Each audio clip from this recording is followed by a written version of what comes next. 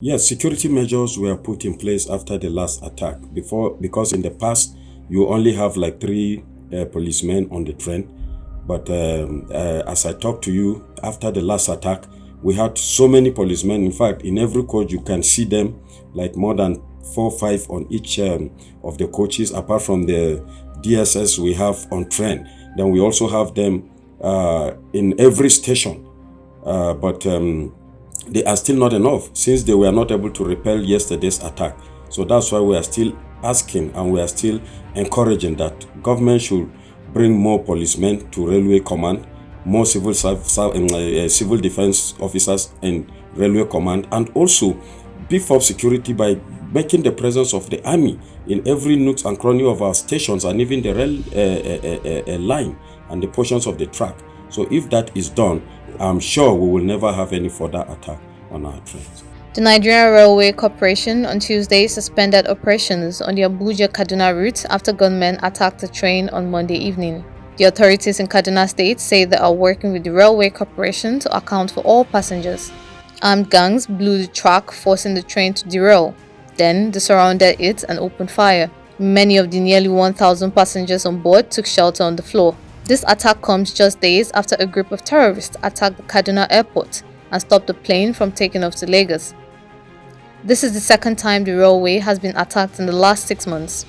The attack came a few hours after the Minister of Information, Lai Mohammed, had assured Nigerians of a safe rail transportation in the country. We are proud that in our time, Nigerians are once again able to travel by rail, this time in total comfort and safety. When Roots TV visited the ever-busy Idu train station on Tuesday morning, it was virtually deserted. In an interview, the president of the Nigerian Union of Railway Workers, Innocent Ajiji, told us. What happened yesterday, I cannot ascertain the number of casualties or number of those that were killed, because up till now we are yet to have a first-hand information of the people that are right at the spot for assessment. But for the little information that I got, I was able to be informed that quite okay, there were a lot of gunshots right inside the train, and a lot of passengers ran into the bush, and even some were allegedly being kidnapped by the kidnappers. After the first attack last October, many called for increased security along the rail line, but it is now clear such calls were disregarded.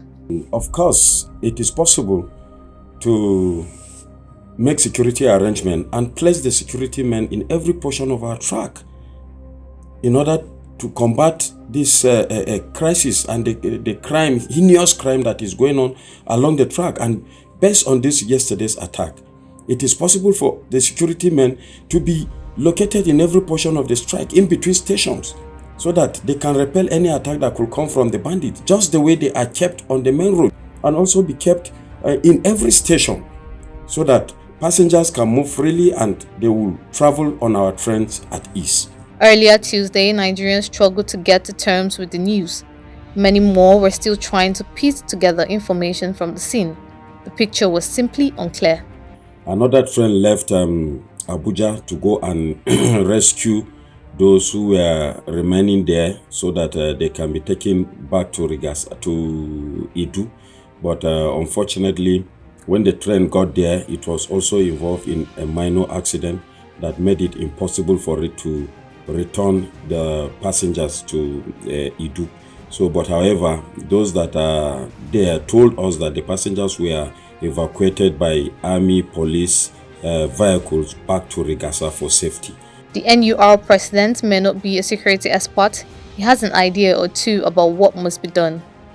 Of course, it is possible to make security arrangements and place the security men in every portion of our track in order to combat this crisis and the crime, heinous crime that is going on along the track. And based on this yesterday's attack, it is possible for the security men to be located in every portion of the track in between stations, so that they can repel any attack that could come from the bandits, just the way they are kept on the main road where motor vehicles are passing.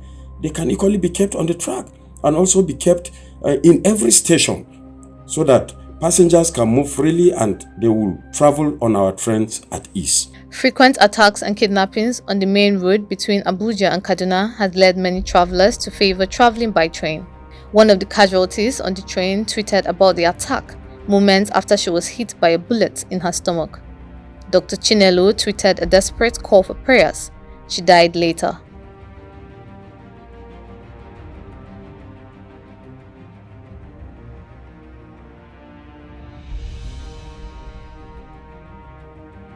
A Facebook post which Roots TV cannot independently verify has also revealed that APC Northwest youth leader lost his life in the attack.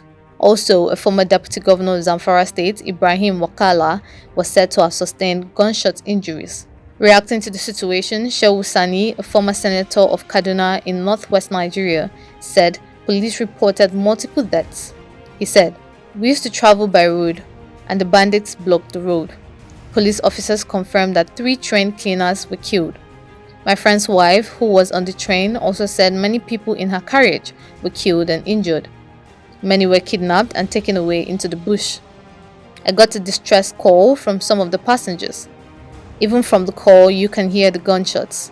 As of the time of filing this report, the presidency was yet to issue a statement regarding the attack.